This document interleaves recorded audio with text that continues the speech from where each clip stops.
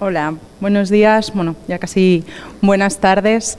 Y bueno, cuando me propusieron que viniera a hablar sobre el tema de la actualización del tratamiento de la nefropatía lúpica, la verdad es que lo que pensé es que era un momento que me lo habían puesto bastante fácil, dado que a lo largo del año pasado, principios de este año, tanto la Sociedad Internacional de Nefrología como la Sociedad Americana de Reumatología y nuestra sociedad, la Sociedad Española de Nefrología, habían revisado el tratamiento y habían actualizado las guías clínicas. Por lo tanto, pues bueno, es difícil que yo pueda aportar muchos más conocimientos de los que aportan las guías, por lo tanto, trataré al menos de ser un poco más amena e intentar hacer un resumen, que a veces las guías nos insisten demasiado en el tema de la evidencia.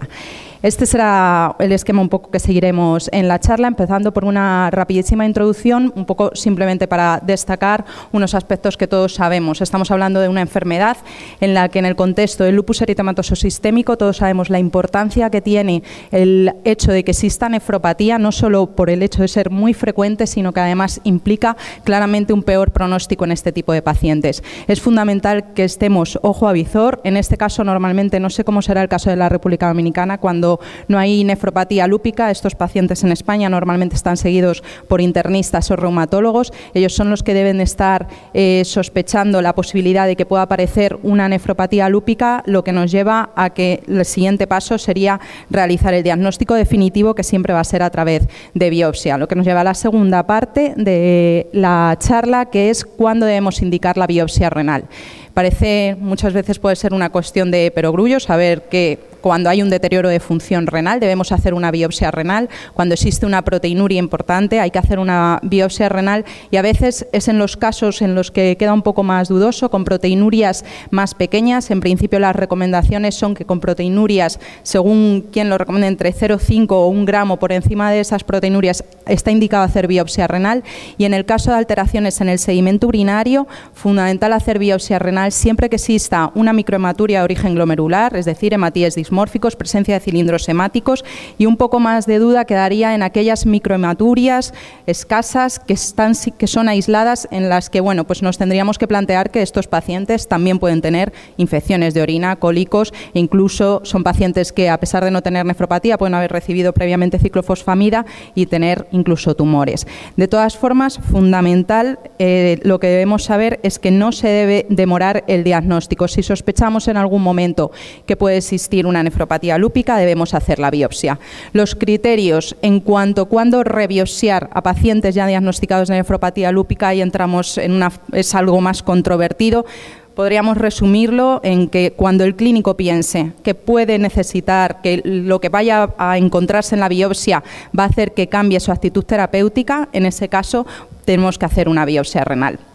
Respecto a los tipos de afectación renal, conocido completamente por todos, no voy a entrar en ello, la clasificación de la Sociedad Internacional de Nefrología y la Sociedad de Patología Renal, con los 6 tipos de nefropatía lúpica, una clasificación, que es una clasificación que nos aporta mucho porque tiene una correlación clínico-patológica muy buena, lo que nos ayuda mucho a los clínicos, y además es de una alta calidad porque tiene una reproducibilidad entre interobservadores muy buena. Fundamental el saber nosotros verlo y el que nuestros patólogos lo sepan ver, que nos hagan una buena distinción entre las lesiones activas y las lesiones crónicas, porque eso va a cambiar no solo el pronóstico, sino nuestra actitud terapéutica. Existen otro tipo de afectaciones renales en la nefropatía lúpica, no vamos a entrar en ellas, son todas estas que no entran dentro de la clasificación clásica. Metidos ya de lleno en la parte del tratamiento, empezaré con la parte que, bueno, como comentado en charlas anteriores el doctor Campisol, en el caso del trasplante, creo que a los nefrólogos a veces en este tipo de patologías también nos pasa que nos dedicamos a la medicación inmunosupresora, nos dedicamos a ver cómo está la función renal y puede que se nos olvide un poco que no estamos tratando un riñón, sino que estamos tratando una persona. Es muy importante tener a estos pacientes con un buen control de tensión arterial.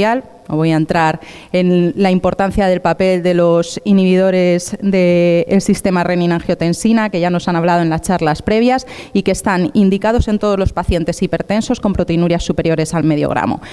La protección ósea, que puede que no sé tampoco cómo será la situación aquí, creo que en España cada vez estamos haciéndolo mejor, pero que también es otra cosa que a veces se nos ha escapado. Estamos hablando de pacientes que vamos a inmunodeprimir, que muchos de ellos es una población femenina y que van a estar con inmunosupresión durante bastante tiempo. Por lo tanto, no solo tenemos que conseguir que estén fuera de diálisis, que tengan buena función renal, sino que además tengan buena calidad de vida. Para eso hay que intentar que no tengan fracturas, que no tengan dolores.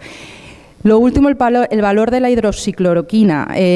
Lo mismo, cada vez estamos más concienciados los nefrólogos, en esto los reumatólogos claramente nos llevan muchísimo más terreno conocido en saber que nuestros pacientes con nefropatía lúpica tienen que estar con hidroxicloroquina. Salvo que haya una contraindicación absoluta, todos deben tener tratamiento con hidroxicloroquina. No solo está mejorando la supervivencia a nivel de lo que es la enfermedad sistémica, sino que incluso se ha visto que también va a mejorar el pronóstico a nivel exclusivamente renal. Por lo tanto, siempre haciendo los controles anuales oftalmológicos, nuestros pacientes deben tener este fármaco.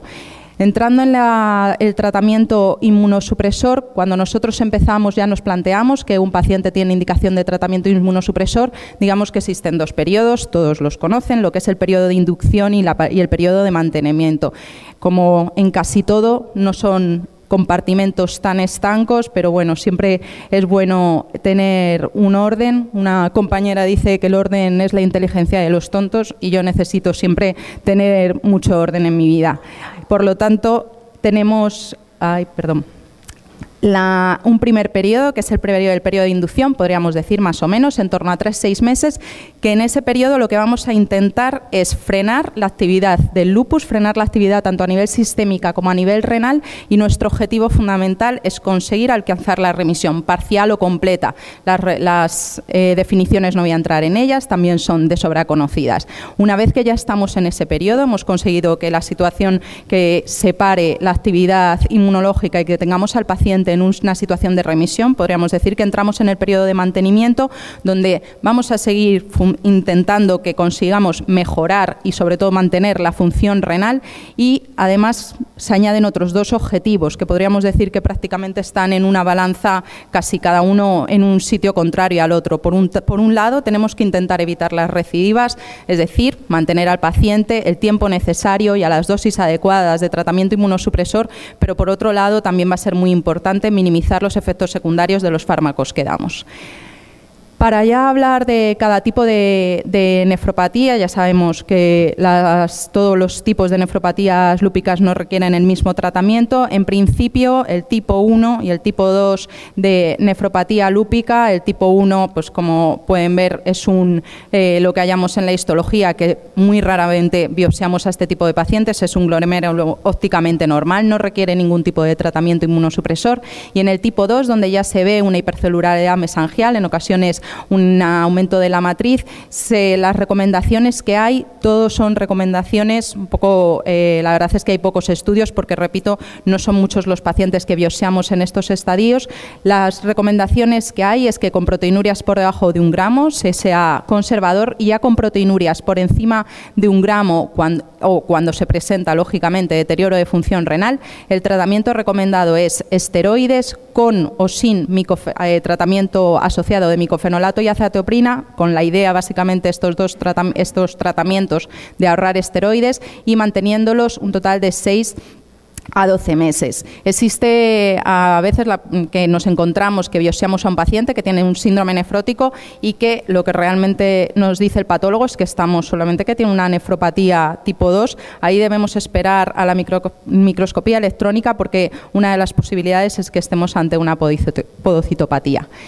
Entrando ya en la nefropatía lúpica proliferativa, incluimos la tipo 3, la tipo 4, siempre con lesiones activas, puede haber lesiones activas o crónicas, pero siempre que haya lesiones activas que vayan a responder a nuestro tratamiento. Entramos ya en el fármaco que podríamos denominar estrella por el tiempo que lleva y los años que llevamos usándolo, la ciclofosfamida. De la ciclofosfamida, lo primero decir que no debe ir sola, se ha demostrado en múltiples estudios estudios. Este es uno de los últimos que se hizo en el 2001, que la superioridad de la combinación ciclosporina y esteroides debe ir conjunto porque supera claramente a esteroides solos y ciclofosfamida sola. Por lo tanto, lo primero es saber que no se debe dar la ciclofosfamida sola, se debe dar en conjunto con los esteroides. Respecto a la dosis, bueno, la clásica es la que está aquí escrita, medio 1 gramo por metro cuadrado, que se daban 6 dosis mensuales.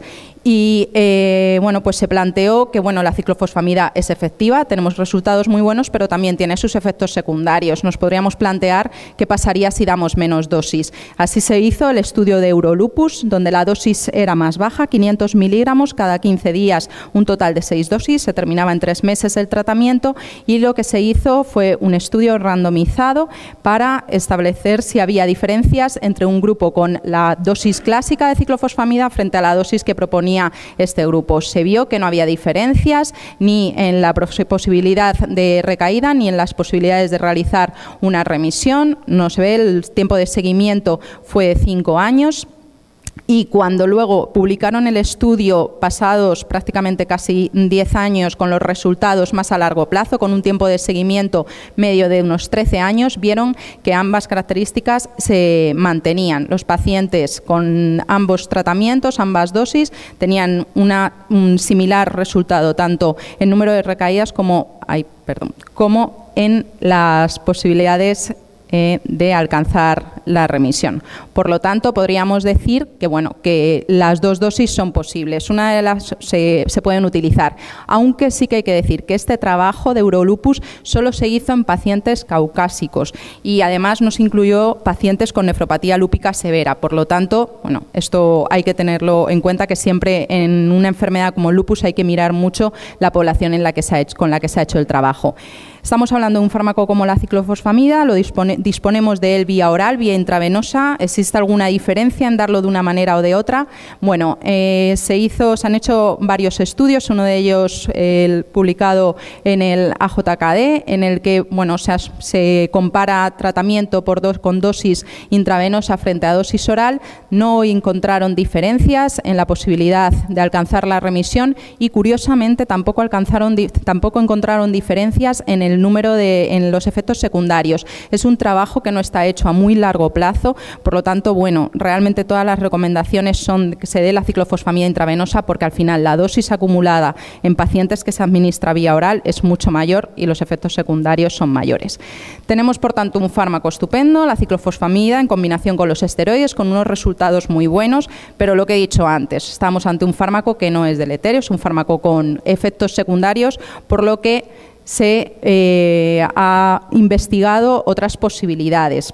De todos conocido el papel de micofenolato. Este trabajo, publicado por Chan en el New England en el año 2000, que es el primer trabajo que se hace randomizado comparando micofenolato y esteroides frente a ciclofosfamida y esteroides, y vio que en inducción los resultados eran superponibles, tanto a nivel de la función renal como de la actividad inmunológica, y lo publica en el año 2000 y posteriormente publica más a largo plazo, con una duración, con un seguimiento de casi 7 años, donde los resultados seguían siendo similares. Por lo tanto, tanto en la efectividad como en el número de las recaídas. Donde sí que encontraron diferencias, como en parte era esperable, eran los efectos secundarios, que fueron menores en el caso con el micofenolato. Por lo tanto, podríamos decir que tenemos otro fármaco muy bueno, el micofenolato, que lo podemos usar en inducción, pero de nuevo es un trabajo en el que la población que se estudió en ese momento solo era población china, además el número de pacientes que se incluyó era pequeño. Por lo tanto, el grupo de Apple decide unos años más tarde realizar un trabajo más ambicioso, reclutan 140 pacientes, nuevamente un estudio randomizado controlado con dividerrama, micofenolato versus ciclofosfamida intravenosa, y él curiosamente sí que ve una diferencia entre la posibilidad de alcanzar la remisión a favor del micofenolato. Además, se confirma que los efectos secundarios son menores con este fármaco. Por lo tanto, Bueno, queda ahí un poco la duda. Apple decide en el grupo de Apple hacer un nuevo trabajo multicéntrico mucho más ambicioso. No se ve, pero vamos, incluyen 370 pacientes, nuevamente randomizan a micofenolato versus ciclofosfamida, hacen un tiempo de seguimiento algo más largo y, curiosamente, no se confirma el endpoint que ellos tenían, que era confirmar con este trabajo, querían confirmar la superioridad del micofenolato, y con lo que se encuentran es que los resultados son superponibles en los dos grupos, tanto en alcanzar remisión completa como función renal y proteinuria. Sin embargo, estamos en un grupo, ellos incluyeron, es un estudio multirracial, y entonces deciden realizar un análisis, un subanálisis según las razas, y se encuentran que sí que parece que hay diferencias según las razas, y de hecho el micofenolato sale superior en los pacientes de raza negra y en los latinos. Por lo tanto, pues bueno, parece con estos estudios que estamos ante un fármaco, una combinación micofenolato y esteroides, con una eficacia similar a la ciclofosfamida, aunque parece que en la raza negra e hispana estamos hablando de que el micofenolato sea superior. Estamos todo el rato comentando los estudios, y muchos de ellos no incluyen a un grupo de pacientes que nos encontramos continuamente cuando hablamos de nefropatía lúpica, que son pacientes con un deterioro importante de función renal. El segundo trabajo que hizo Apple, el ALMS, sí que incluye pacientes con infiltrados glomerulares inferiores a 30, no eran un número muy importante, pero sí que ve que existe una eficacia similar con ambos tratamientos, con ciclofosfamida y micofenolato. A pesar de todo, incluso en las guías nos recomiendan de forma sin mucha evidencia, pero casi recomiendan que se use la ciclofosfamida intravenosa en este tipo de pacientes. Es una recomendación, bueno, pues que hay grupos que no la comparten e insisten en la similitud de eficacia del micofenolato. Bueno, estamos todo el rato insistiendo que tanto con micofenolato como con ciclofosfamida deben ir los esteroides. ¿A qué dosis? Bueno, pues la respuesta es que no hay estudios controlados. Realmente lo que hacemos, lo hacemos por costumbre. Estamos acostumbrados al uso de tratamiento de prednisona, usándolo de inicio a dosis entre 0,5 y 1 miligramo kilo, y luego al realizar un descenso progresivo en los 6-12 meses siguientes según la respuesta. Pero repito, esto no está basado en estudios, pero bueno, es una dosis que funciona y por lo tanto es lo que se sigue recomendando. En el caso particular de la nefropatía lúpica, sí que las guías insisten en que se inicie con un tratamiento intravenoso, con unos pulsos durante 3 días, entre medio y 1 gramo, y también lo recomiendan cuando se usa la pauta de Eurolupus, con la dosis de ciclofosfamida más baja. Estos son, digamos, que los fármacos más importantes, pero bueno, existen otros tratamientos inmunosupresores que también se ha intentado saber cuál puede ser su papel. Respecto a la azatioprina, en Europa el grupo más activo ha sido el grupo alemán, que ellos hicieron un trabajo randomizado comparativo con ciclofosfamida, y aunque inicialmente en el trabajo inicial pues parecía que los resultados eran bastante positivos, eran los resultados muy similares a lo encontrado con la ciclofosfamida, posteriormente han publicado que a largo plazo el número de recaídas con azatioprina es bastante mayor. De todas formas, estamos ante un fármaco que tiene un precio muy asequible y que podría tener su papel. Respecto a los anticalcinurínicos, se han estudiado también, la verdad es que tampoco los estudios son en el caso de los anticalcinurínicos son de una alta calidad. Aquí se hizo un comparativo entre la ciclosporina y la ciclofosfamida, y bueno, era un número de pacientes bastante pequeño, solo 40 pacientes, y concluyeron que la eficacia era similar, al igual que los efectos adversos. Lo que sí que es verdad es que tanto el número de pacientes, como digo, era pequeño, y la pauta de ciclofosfamida que utilizaron pues fue bastante poco convencional. Ha habido otros estudios que no han sido comparativos, simplemente cuentan cómo les van las cosas con los anticalcinurínicos y bueno, pues reportan resultados positivos con mejorías de proteinuria, pero bueno, realmente no son trabajos que tengan mucha calidad. Lo que sí que querría resaltar es lo que se llama pauta multitarget, por llamarlo de alguna, que es como se llamó en este trabajo, que es el tratamiento como si estuviera como la triple terapia clásica del trasplante: esteroides, FK y micofenolato. Este trabajo, que es el primero que ha salido, actualmente se está intentando iniciar un trabajo multicéntrico, randomizado y controlado para confirmar estos hallazgos, vieron clara superioridad de esta pauta, de esta triple terapia frente a ciclofosfamida intravenosa. Es un trabajo con un número de pacientes muy pequeño y además con un seguimiento muy a corto plazo, pero podemos estar hablando de una pauta bastante esperanzadora, sobre todo en pacientes con nefropatías más resistentes. Por lo tanto, bueno, en resumen, las KDIGO y las recomendaciones de la American College of Rheumatology lo que nos dicen es que básicamente en las recomendaciones de la SENS son similares, que podemos utilizar micofenolato o ciclofosfamida de forma prácticamente que las son prácticamente similares. Sí que se recalca la elección individualizada. Debemos, pues bueno, la recomendación que habíamos comentado antes en el caso de las nefropatías lúpicas más agresivas.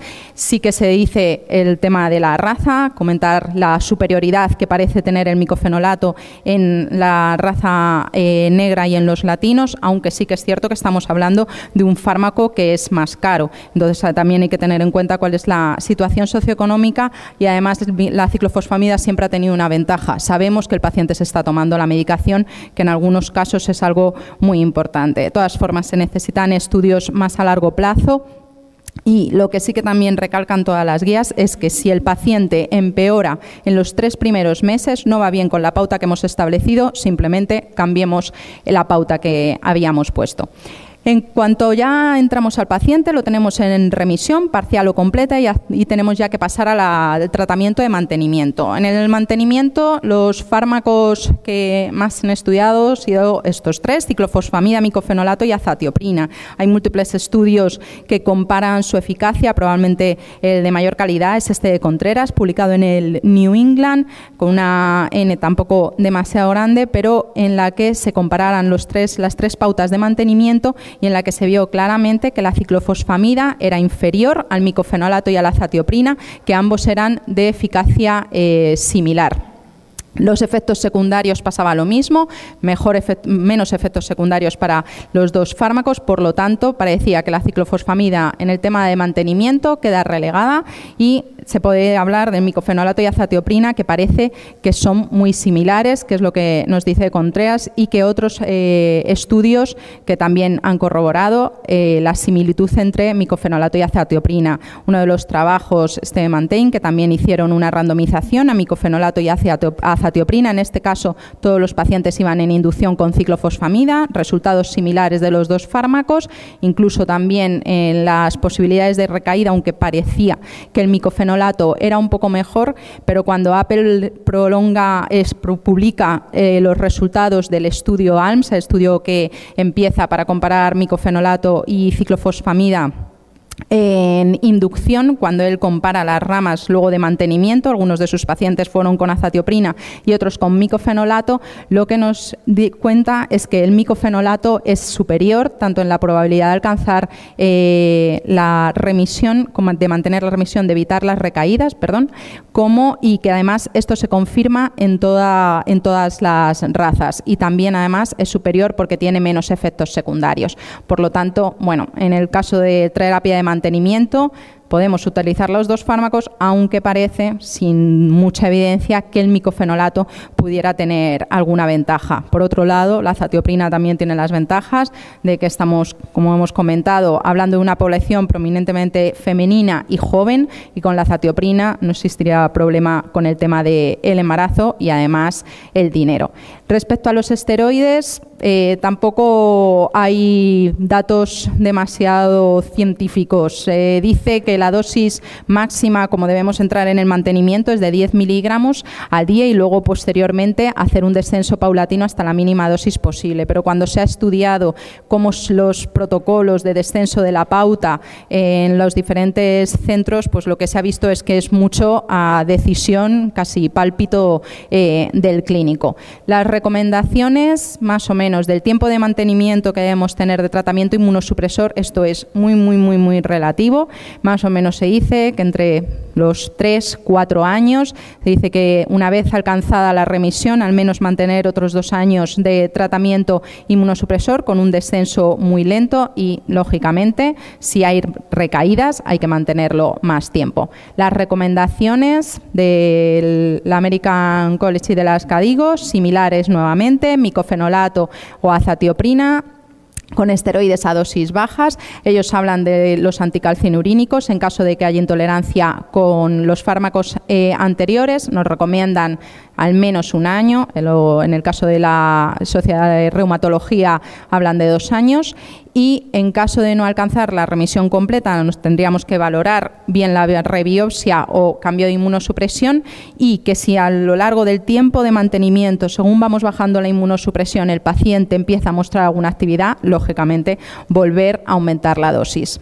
Pasamos ya a la nefropatía lúpica tipo 4, la nefropatía lúpica membranosa, que tampoco nos pasa un poco parecido. Los estudios que tenemos en el caso de la nefropatía lúpica tipo 5 tampoco son muy numerosos y pocos estudios randomizados. Lo que sí que sabemos es que tiene peor pronóstico si hay hallazgos de histológicos mixtos, hay asociación con la nefropatía lúpica proliferativa, y que en este caso se debe tratar como si fuera una nefropatía lúpica proliferativa. Nos olvidamos del tema de la membranosa. En el caso de las puras, las recomendaciones son asociar esteroides con otro inmunosupresor. ¿Qué inmunosupresor? Pues aquí podríamos decir que casi un todo vale.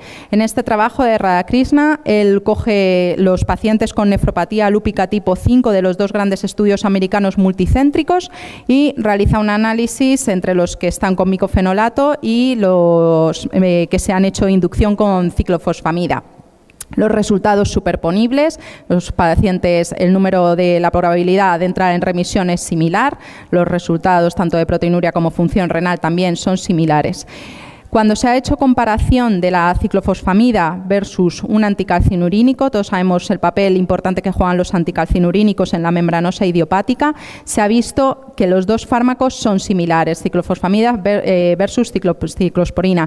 Lo que sí que es importante es que en este estudio se compararon también con solo esteroides, que por eso insistimos que también en este caso es importante el esteroide asociarlo a otro inmunosupresor, porque los esteroides solos tenían una probabilidad de remisión mucho más baja. En el índice de recaídas, sin embargo, parece en este estudio que la ciclosporina tiene más probabilidad de recaídas. Con tacrolimus se han hecho también estudios, no hay estudios nuevamente randomizados, los comparados muchos son con controles históricos y se ve, están descritas las mejorías y una buena capacidad para entrar en remisión y un buen perfil de seguridad. De azatioprina, poquísimos estudios con una calidad bastante baja, y lo que nos vienen a decir pues lo mismo, también siempre lo que todos sabemos, que muchas veces publicamos solo lo positivo, y bueno, lo que hay dicho es que es efectiva, que es bien tolerada, y lo de siempre insistir en su precio. Así es que bueno, lo que había comentado, en el caso de la membranosa lúpica, prácticamente, excepto los esteroides solos, es prácticamente cualquier fármaco vale. Es verdad que la Sociedad de Reumatología son más estrictos, ellos inciden en la importancia del micofenolato frente a las KDIGO, la Sociedad Española de Nefrología, que habla de ciclofosfamida, anticalcinurínicos y micofenolato prácticamente a elección del clínico, y quizá con una menor calidad el tema de la azatioprina. En cuanto a la nefropatía lúpica tipo 6, ya sabemos todos que es como la fase final de la nefropatía lúpica. Estamos hablando de pacientes con histologías con un 90%, con más de un 90% de fibrosis, por lo tanto ya no estamos en el momento de dar tratamiento inmunosupresor. Respecto a las recaídas, lo primero, saber un poco que la definición de recaída varía muchísimo de unos estudios a otros. Aquí he traído la que ha propuesto la Sociedad Española de Nefrología, que además lo divide entre recidiva, leve, moderada y grave, según la aparición solo de alteraciones en el sedimento, o bien ya moderada y grave, el grado de deterioro de función renal y el grado de incremento de la proteinuria. Podríamos un poco, por resumir, dividir dos tipos de recaídas, lo que sería la recaída de la proteinuria, exclusivamente un aumento persistente de la proteinuria o que se doble la proteinuria, y lo que llamaríamos, entre comillas, rebrote nefrítico, que hablaríamos de activación del sedimento acompañado normalmente de un deterioro de función renal. ¿Cuántos de nuestros pacientes recaen? Bueno, pues la verdad es que la variabilidad en el porcentaje de recaídas en las series es altísima. Es un rango muy amplio, probablemente porque las poblaciones analizadas son distintas, mezclan los tipos histológicos, los tratamientos son distintos, o sea que bueno, hablamos más o menos 30-60%, pero bueno, cada uno tiene su índice.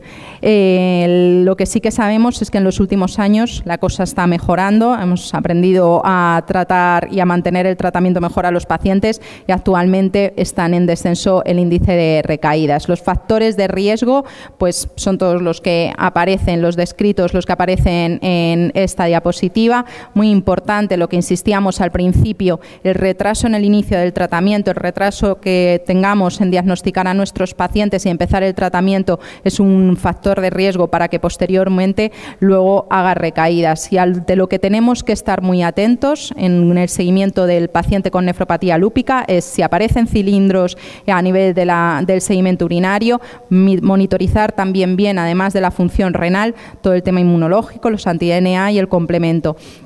Estamos hablando de una patología que es fundamental realizar un buen seguimiento. Estos pacientes, incluso en situación estable, incluso cuando ya los tenemos sin tratamiento inmunosupresor, se les debe hacer un seguimiento correcto cada 4 o 6 meses para estar atentos ante la posibilidad de recaídas. Es verdad que disminuye la probabilidad según avanza el tiempo de seguimiento, pero hay recaídas a los 10, a los 20 años en pacientes que ya estaban en remisión. Por lo tanto, fundamental la prevención con una buena monitorización. Lógicamente, cuando nos hace un deterioro de función renal o aparece alguna alteración a nivel de la orina, un diagnóstico diferencial. No todo lo que le pasa a un paciente lúpico es una recaída de una nefropatía lúpica.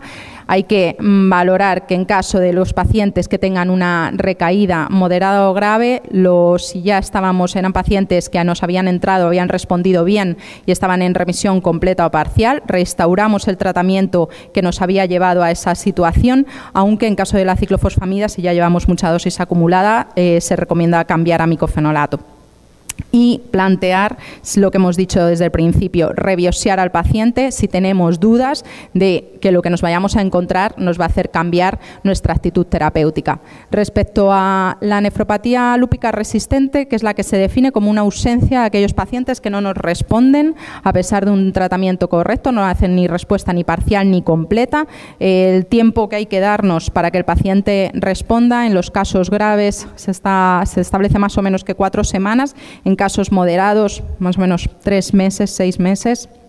Y en caso de que se catalogue un paciente como una posible nefropatía lúpica resistente, una cosa fundamental es descartar un proceso concomitante y fundamental lo del tema de incumplimiento terapéutico. Muchos de nuestros pacientes puede ser que lo que estén haciendo es que nos estén tomando la medicación. Reconsiderar, como siempre, la biopsia y valorar la posibilidad de un cambio en el régimen terapéutico. En este caso podrían tener cierto papel las nuevas terapias, para terminar, en el que, bueno, pues el fármaco que probablemente pensábamos que iba a ser más prometedor era el rituximab. Ya hemos hablado de él en las charlas de trasplante, perdón, un anti-CD20, y que se había visto en estudios que era un fármaco que mejoraba la situación de los pacientes con lupus.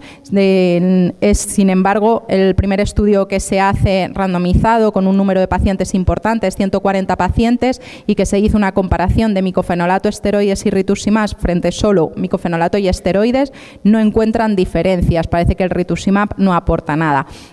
Sin embargo, se decide hacer este metaanálisis, el metaanálisis lunar, que se publicó el año pasado y en el que cogen todos los estudios, con todas las limitaciones que tiene un metaanálisis, todos los estudios que dicen del uso que han usado el rituximab para la nefropatía lúpica. La mayoría de ellos son pacientes que han recibido otro tipo de tratamientos y no han respondido, y en este caso, sin embargo, al contrario de lo que teníamos en el primer estudio, sí que nos dicen que prácticamente a los pacientes que se trata con rituximab, que no habían respondido a otros tratamientos, consiguen responder prácticamente pues más del 70% de los pacientes. Eso es en toda la población, y cuando los subdividen en la clase de nefropatía lúpica, confirman estos resultados. De todas formas, perdón, estamos hablando, repito, de un metaanálisis que todos sabemos que la calidad de las conclusiones que podemos sacar son bastante relativas. Al menos, bueno, parece que el rituximab podría tener un papel para rescatar a esos pacientes que no responden. De otro tipo de fármacos, el belimumab, un fármaco que también se está usando, se ha hecho bastantes estudios en lupus, parece que las respuestas son positivas, pero de momento la verdad es que tiene buenas respuestas, pero que tampoco aporta mucho más a los fármacos que tenemos actualmente. Otro de los anticuerpos, el lecrulizumab, que se han tenido que parar los estudios por número de infecciones. Este otro, nuevo anti-CD22, es un fármaco que se está usando en el lupus. Hay estudios en marcha, pero ninguno se ha hecho con nefropatía lúpica. Respecto a los fármacos que actúan sobre las células plasmáticas, el bortezomib, también conocido por el alto uso que hacen los hematólogos en el caso del mieloma. Y aquí se ha visto en modelos murinos que parece que sí que es un fármaco efectivo, y lo único que hay publicado, al menos que yo haya encontrado, es este trabajo, que es un caso clínico en un paciente con una nefropatía lúpica, pero que también tenía un mieloma. Los resultados son muy buenos, pero bueno, es una situación bastante especial. Respecto a las moléculas coestimuladoras, el abatacept, que es algo muy similar al belatacept, que ya se ha hablado también en las ponencias de trasplante, y que de momento todavía no hay resultados positivos y estudios en marcha. Del atacicept lo mismo, hay estudios en marcha, aunque también se ha visto que un índice de infecciones bastante importantes. Y para terminar, el tema de las inmunoglobulinas, un fármaco con el que muchos, cuando nos dedicamos al trasplante, también estamos muy cómodos, es un fármaco que conocemos mucho y del que se han hecho también, pues hay bastantes grupos que lo han utilizado con resultados que los definen como positivos, aunque de nuevo no hay ningún solo estudio controlado, por lo tanto queda ahí también un poco en la remesa de los posibles tratamientos para las lúpicas refractarias. Y ya del resto simplemente están ahí, pero vamos, no voy a hablar más de ellos.